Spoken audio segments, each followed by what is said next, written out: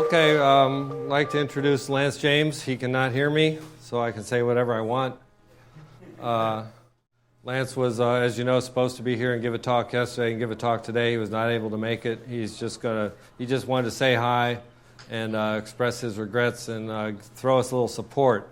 Lance has definitely been a supporter of I2P for the last few years. As I mentioned yesterday, Lance was the founder of the Invisible IRC Project, which became in 2002.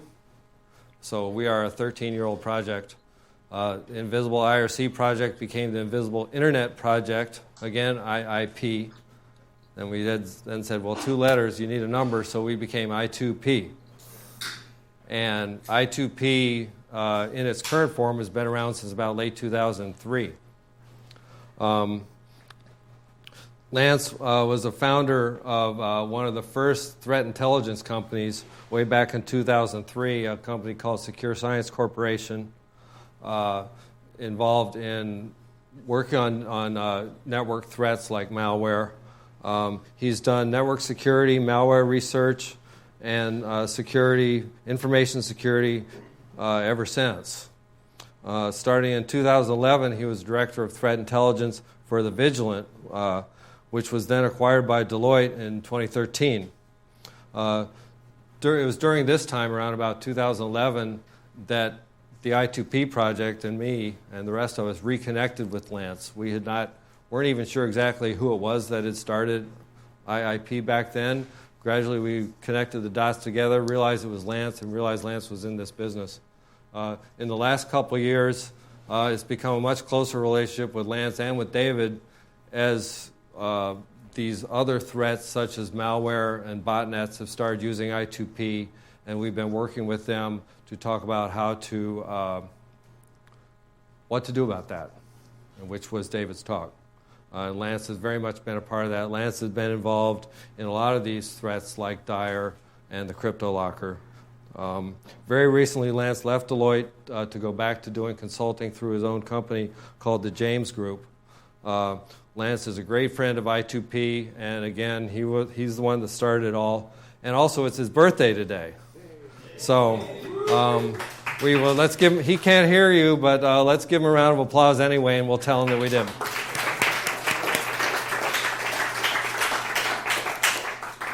Hi, everyone. Kind of awkward talking to an audience I can't see, but I'm really sorry I couldn't make it out there personally. I had a family issue to attend to, which was important, but I just want to say I'm really honored and just more enthusiastic to see this first I2PCon and just where you guys have taken this from the last 14, 15 years almost. It's an amazing time to be in as well. I mean, so when we look at anonymity and privacy, and I actually kind of was joking because in my head when I was thinking of the privacy versus intelligence talk, I was going to just leave a blank page and just say we're done, because I guess the biggest question is it's kind of a hard topic to deal with. But in this day and age, you know, I'm very proud of where this project has come, and more appropriately, I'm proud of the culture that has remained when it started to now, in that people understand that anonymity is anonymity and people have the right to privacy, but also understand that they also want to protect I2P, and it doesn't mean that criminal activity and malware and all the badness needs to cause harm to that right of privacy. And so I'm really very proud of this project. I'm very happy that ZZZ is that we have a mature leader on the front of the side of this, and has really been championing that. And I've met some of you guys as the developers for dinner once, and it was one of the most memorable experiences I've had. So I'm very happy to see that, you know. So, and I know David Degan is over there as well, who's a colleague of mine who's brilliant on this side of work that we do now with different kind of threats and issues dealing with keeping the internet safe. And part of that, and part of my promise to you is that I may work on a different side of the world now, but I definitely want to continue to help you guys keep I2P safe in general. Work with you guys in any way we can to do that, as well as keep the privacy something that is keep privacy something that is not going to ever go away. So this all kind of started a long time ago. I never saw it going this way, but I'm more than elated to see this going on. So, it's interesting times, right? So we have a climate right now that I think that a lot of people are scared. There's the government's, nothing against any of the governments per se, but just the government is trying to figure out cyber itself, and what it all means, and how to get control of it, or at least how to deal with all the hostility on the internet. Meanwhile, the encryption wars are going on, where is encryption good or bad? The whole double-edged sword. And I think that what I really have respected about I2P is that you guys have stayed the long course, not tried to overhype, which is one of my pet peeves. Please don't overhype this. We have to be realistic about what privacy we can offer, and sometimes what we think we can do might put someone in danger, and we have to be responsible about the human at the end of the keyboard there. And I think that you guys have kept that going. There's not this overhype. I remember in probably 2001, 2, 3, and 4. There was the whole cypherpunks kind of hacktivism movement, not the way that we call hacktivism now, but and I'd see like companies like Peekabooty or these things just promising that, saying you could use their stuff in China, or you could use this and that. We have lofty goals, but I would rather us, make sure that we're conscious that, it's not about the hype and how our egos are about our product or I2P, in general, anything like that, or Peekabooty or any of those things, but more focused on providing a facility or a tool that can maybe help someone, communicate or can change their life in some way or another, but not necessarily, push it so that we, give people the wrong idea and think that they can use it and it would put them in unnecessary danger. This is it's a freedom tool, and it's you guys have been very, very, very, I don't even know how to say it. I'm just so elated to even be, see this in an I2PCon at this point. And I'm almost speechless in some ways. I just want to say thank you all to the developers, to ZZZ, the users, anybody who's doing peer review or critiques the product or finds weaknesses in it or strengths in it or any of that. I just want to say thank you all for keeping this going. And I'm even trying to figure out, with my schedule, what more I can do to come back and contribute as well. I've kind of made some shifts that I have a lot more time that I can, I'd like to see if I can kind of get back in the dirt with you guys and see, what the next level of I2P is. I'm still trying to gather my thoughts about, I'm trying to even imagine the internet in 2030. I just figured that, we're just going to shut the whole thing down the way it's going. But, these kind of projects, I2P and such, that you guys are doing and sticking with are actually, I think, the key to really keeping the resilience to the internet. I have very rarely, and I know the media talks about like, especially when Tor and I2P came out, I had to deal with those interviews back in the day with like, whoa, well, what if terrorists use it and everything like that. And I remember saying, well, do you ban all gloves because because someone used it to burglarize a home, but actually the majority of people use it to keep their hands warm, and it's a tool, right? And, what I really think, though, is that the messaging you guys have with this, the way you guys have stayed the course without being overly political or this or that, in the sense of it's let the software speak for itself. The users use it, and that's what they're using it for. All in all, though, in my experience with I2P, I haven't seen too much I haven't never seen it actually motivate someone to want to be a criminal. So I've always got to meet and work with people on it that were just really fighting for privacy and the rights of every human. So I'm very proud of that. That you get to step back and see that in a world that's so kind of crazy a little bit sometimes, or it seems like it. Maybe it's just hyped up because of the news, but I saw more about 95% goodness in everything that we were doing here in the sense, and we of course see a couple bad things here and there, but I mean it's nothing that would that should shake anything. And the coolest part is I believe that the team over at I2P is diligent about keeping the reputation of I2P solid. Discussions about criminal organizations like, and whether you agree with the Silk Road or not, or those things that have been causing attention to Tor and some other things, so you got to kind of remember that anonymity and fame don't mix. So it isn't the protocols that aren't protecting them. It's the stupidity of some of the people doing criminal activities and kind of asking for it in some ways, and that doesn't mean I have a political perspective on Silk Road or whatever. It's just an example. But, I think use, I2P is obvious for what it's good for. It's designed to allow you to get where you need to in a private manner across the world, or communicate with people, and it's also, I mean, from a technological perspective, it's actually, I mean, especially the goal of it, it's phenomenal. I mean, it covers a lot of different areas: peer-to-peer and crypto and distributed computing and scale and networking and then now, even with threat intelligence, people are looking at things, how do we protect, can we protect I2P the same way that, is it a different approach? So the problems are always interesting. And I really appreciate everybody who's worked so hard on it and uses it today. And I appreciate you guys having me here to just talk with you guys. I wish I could see some faces, and I wish I was over there so I could say hi and stuff. And, I actually really missed this conference, but husband's got to do what a husband's got to do. So, thank you guys so much for, keeping going on this, and it's an amazing thing. I never really saw all of this. I was 21 years old when I was hopping around at 4 a.m. having an idea of when we called IIP back in the day, and something kept me up and just kept going. But it wasn't me that really made it happen. It was just me, pushing one idea, and then it was the community. Immediately, community just kind of, they said, we all need this. Let's all get together and do it. And that's the most beautiful thing I've ever experienced. And to see that happening almost 15 years later is phenomenal.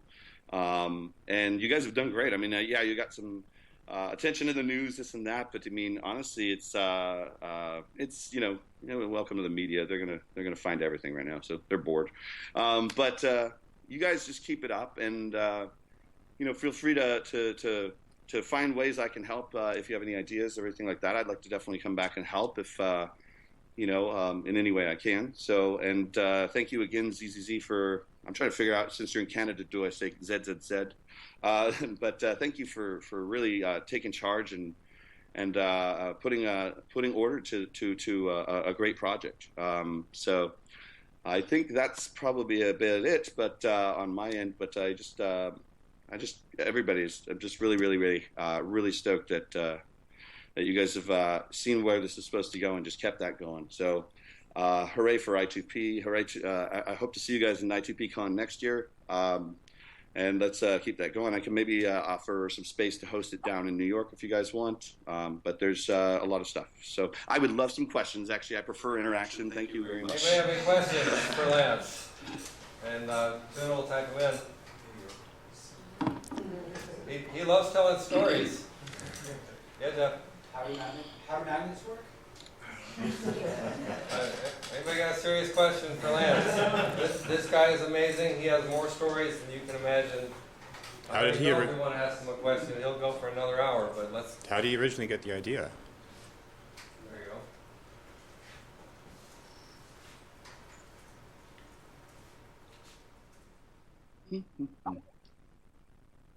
go. So it was 2001. Was kind of the thing. So I was working and looking at Freenet, Ian Clark's project, and playing around with that and some of the things that were going there. And then I started reading a lot on David Chaum and his papers. Like we talk about Bitcoin today, actually, if you really want to look into Bitcoin, David Chaum has got a lot of interesting things in the 90s. And then I was looking at one of the complications, and with Freenet, and I love Freenet. Don't get me wrong, was static volume, like higher volume, low, basically large latency. It was slow, and then I would be sitting there going, okay. It's about freedom of speech, but there's no interaction, and I've been reading about different things and cryptography was always a big thing for me back then. I mean, the math behind it and the protocols were so neat. I was reading on Dining Cryptographer's problem and how that works and different ways to do anonymity, mathematically, and also trust. How does that work? Trust is a very interesting problem to solve.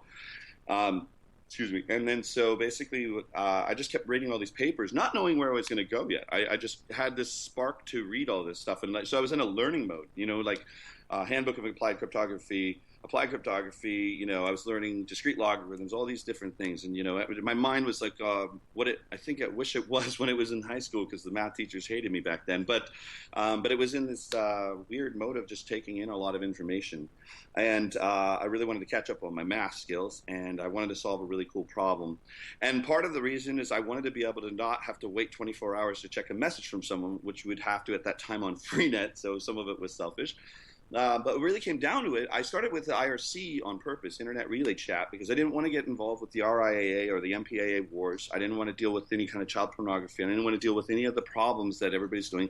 I just wanted to focus on speech and in real time. And I saw that there was no environment for that. So then that's kind of basically what happened. Was 4 in the morning at one time. I think it was a few days before I was really kind of looking at the dining cryptographer's problem. And it was ironic at that time because I was told that in my sleep I was talking in numbers and stuff. So, but basically, I woke up at 4 in the morning and just started drawing on a napkin just the whole network and how I saw it and everything like that. And I was pacing. And it was actually, if you notice the pattern, and when I started, it was a month after September 11th. So that was bothering me too. Not judging anybody, but I believe that. I think we needed something that would allow us to continue not having to worry about our freedoms. Given a time like that, we tend to react, and it's not necessarily anybody's fault per se, but it's kind of typical historically that we end up evaluating putting security and protection and defense over our freedoms. So basically, I thought, let's write software as the silent stick. I didn't want to be talking about my politics. I don't really do politics in that way because all of it to me is theater. But I wanted to write the software. I wanted to get back into that, and I wanted to work with a bunch of people. So I got lucky, and also I was bored at work, so I had a lot of time. But basically, yeah, that happened that way. And then as things were going on, the picture of what it should be went farther and farther and farther. IOP was great because it would just kind of tested everything from more of an infrastructure, cryptography, how we would do things. We did that one in C at the time, wasn't really thinking about all the compatibility and architecture stuff, but obviously now it sounds like we got some great developers and kind of thought about more of the rest of the world and people and stuff like that. So, so that's kind of how that went and then it went to the Conversations of I2P, which is where you guys took it, and it kind of just grew on its own. So that's kind of how that went, is just, fighting, I guess a true wake-up call, if you know what I mean, just in the middle of the night. So. Any other questions? Yeah. That's small. Anything about the logos and where they came from? Oh, let's see. We got a better question than that. Come on, everyone wants to know that. How many users did I have? Any other questions? He'd go 20 minutes on that. I can't. Come on. If it's 10 minutes per question, you can't. IIP. Actually, technically, I wouldn't know. That's the point. How many users did I see at the time that IIP had? I saw people in like different channels. So I technically, I think we made it so that we couldn't, back then we tried to make it so we couldn't figure out how many people were actually on the network. And that was one of the goals. So we had to strip a lot of IRC down because it was, giving away a lot of information. But I'd say definitely over, back then, I mean, I know I had like thousands of downloads. I mean, things like that. It was pretty, it got pretty fast quick. But I don't want to say because I don't remember, one, and two, we did kind of make a purpose of trying not to know. Any other questions? Yeah. What would have been some compelling information Anything about else? intelligence versus privacy talk? You want me to give the talk that you didn't give? Well, I mean, not the entire thing, but I don't know if he had. I don't think he had time to put the talk together. But any nugget or something from the talk you didn't give about intelligence and privacy? Any?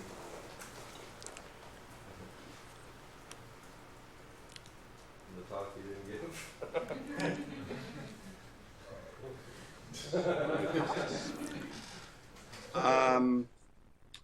Yeah, one of the biggest nuggets is don't do drugs or sell them online. No, just kidding. So the privacy versus intelligence stuff, it was actually very hard talk for me to think about, because I was talking to some of my cypherpunk buddies, people like John Callis that helped make PGP and stuff, and we were like talking about how such a short talk that would be. But if you notice, like today, it's a very hard time for all of us to be in, and it's kind of shaky. I think it scares all of us. I work on both, obviously, the privacy side with you guys, and I value that, and it doesn't stop me from valuing that. But I also work on having to deal with, intelligence in the sense of, and not, I'm not saying NSA intelligence, but in the world of, threat intelligence and protecting security. For instance, I2P has people that target it as well. We have malware going on Tor and I2P now because it's a system that is usable for that now, and it gives them that extra resilience. But I think we all agree we don't really. There's this battle between how do we make sure that our users are protected and with their privacy and the expectation of anonymity, but also not let criminal elements. Where do we draw that line of what using intelligence to draw to drive criminal elements off of I2P so that they don't use it. And that's a very hard thing to look at, because a lot of people don't see that fine line. They see anonymity, and it just means anonymity. But I think we all agree we don't want child pornography all over I2P. We don't want people destroying our nodes because they decided that they want to write their own versions and things like that. We don't want we don't want it in the media to be known as something that is not good, right? And the Silk Road being the primary example of a problem, and it doesn't matter if you agree that Silk Road should be there on a political perspective. That's not what I'm referring to. But from a criminal perspective, it was illegal, and it was so popular that it doesn't matter what you have, I2P, Tor, whatever.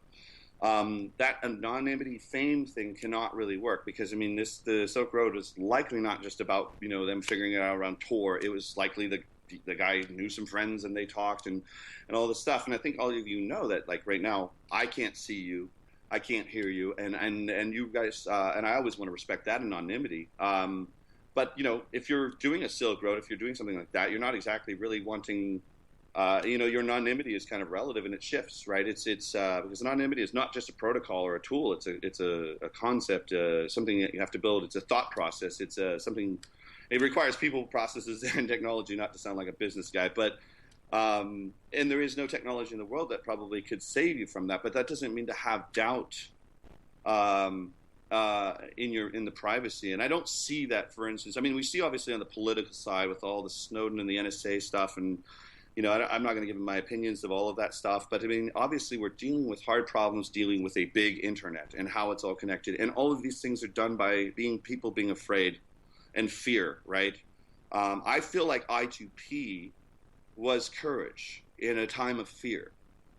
And so that's actually what a real takeaway is that you guys got to keep staying courageous. You don't have to break laws to be courageous. You don't have to grab attention or sell drugs like an Amazon.com. You just keep going and fighting for freedom of speech. You fight for your privacy through the actions of your software that you're writing, through the actions of using it, and staying the course. I think we all have very different political opinions. Everybody's, some of them can be all the way extreme to one end or the other end.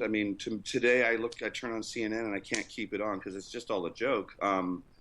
So this is true activism. When I say this is not, this is not, what they in the threat intelligence, they think like the groups like Syrian Electronic Army and all this stuff are now what the anonymous is called hacktivism. This is hacktivism. This is using, your talents, your belief systems and your talents to write software that makes a difference in the world, right? The anonymous people aren't going to make a difference in the world. They're going to be coming in and then they're going to go out. Okay, you hacked into something, you broke into something, and you got tactical. This is a strategy. I2P is strategically placed in a way that you guys will never be forgotten. And that's that. You're not harming anybody. You're literally just facilitating them to have an ability to speak freely and have the human right of privacy. So Does that make sense? That's kind of my tidbits. So. I think that's about it. Wish him a happy birthday. And he can't hear us, but let's all give him a round of applause anyway.